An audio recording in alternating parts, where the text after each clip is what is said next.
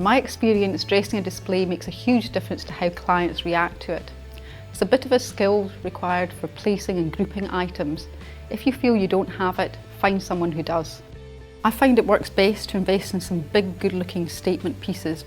They shouldn't be too expensive as you don't want accessories to be stolen. Keep them reasonably kitchen appropriate and an element of subtle colour theme involved. A touch of colour and shine brings life to a kitchen, but keep accessories to fewer, well-placed larger items or groups of items rather than lots of small items spread around that can just look distracting and messy. Plant greenery is great, but practically they can't be real ones, so buy artificial ones from IKEA or from the internet site of Country Baskets or similar. Go for things like attractive bottles, imitation fruit and vegetables, crockery in stacks, glass storage jars, and then add colour and shine by filling them with coloured pastas or pulses, and use smaller glass spice jars with colour added with brightly coloured spices and chilies. Multiples of items look best. A group of several attractive water bottles can look better than lots of different size pieces. A big stack of crockery looks better than a couple of plates, and for some reason, uneven numbers often look more pleasing to the eye, so group items in 3s and 5s. Display shelving should have more of a mix, things like cookery books and plain covered books, photo frames and nice arty bowls and vases. Here are a few snaps of before and afters while I list some of the accessory items that are mostly easily to find in supermarkets and places like IKEA, TK Maxx, or even the bargain shops like Pound Stretcher, etc. Buy lots of white crockery and mugs, wine and tumbler types of glasses, salad and mixing bowls, vases and pot plants plus some foliage or dried or imitation plants, box frames for photos that will stand on shelves, and put foodie pictures in them with from cookery books or magazines.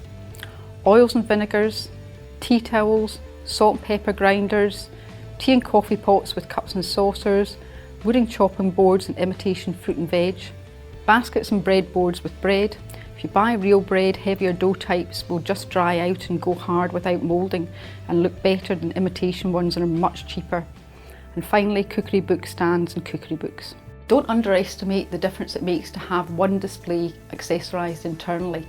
Pick the one you see everyone looking at or use your working kitchen.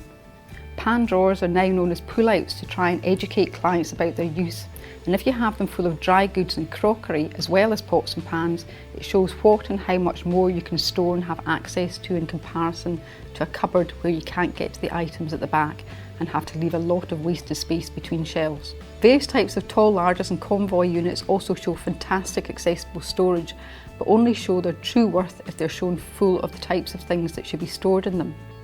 If you don't show these fully packed, you'll have a harder time convincing a client that they can have fewer, better designed units in their proposed kitchen layout, which will give you greater design flexibility as well as dealing with the fact that for a kitchen, the client is to a great extent buying storage. There's nothing wrong with a blank corner if you've got far better accessible storage planned into a layout to compensate. Internal accessories don't need to be expensive. Lots of packs of pasta and empty food boxes can be used in pull-out larders. Pull-out drawers can be shown with basic crockery, mixing bowls, baking trays and dried food packages as well as saucepans.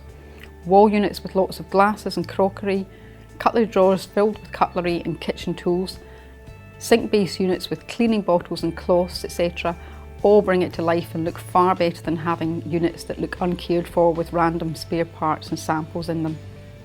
Display fridges in the showroom show the amount of storage space and the lighting of the appliance to advantage by putting in a selection of imitation fruit, vegetables and bottles and jars and tins inside. Keep them to fresh greens and yellows to reflect the idea of a fresh and hygienic appliance. Every customer opens a good number of drawers and pull-outs and cupboards as part of their initial quality examination, and you can't choose which ones they open. So check all your displays are clean internally. It's worth tidying out instruction and installation booklets from the display furniture and appliances, plus unused fitting and plumbing parts for sinks and taps, and neatly boxing them and storing them unobtrusively at the back of the unit. Apart from it looking better, it means you have them safe for when the display gets sold on and they're needed. You may need to store your stock of catalogues and displays to have them accessible, but remember your clients may well open those units, so they should be in tidy stacks and not in grubby or torn open boxes. You should be able to fill an average display internals with suitable, attractive kitchen products for around £100 to £150 if you add to your purchases with empty boxes and bottles from home. Display chairs and stools complete a display.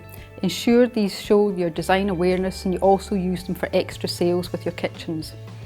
They must be a perfect complement for the display and the right number for the space, and not just any old seats placed at a breakfast bar or table.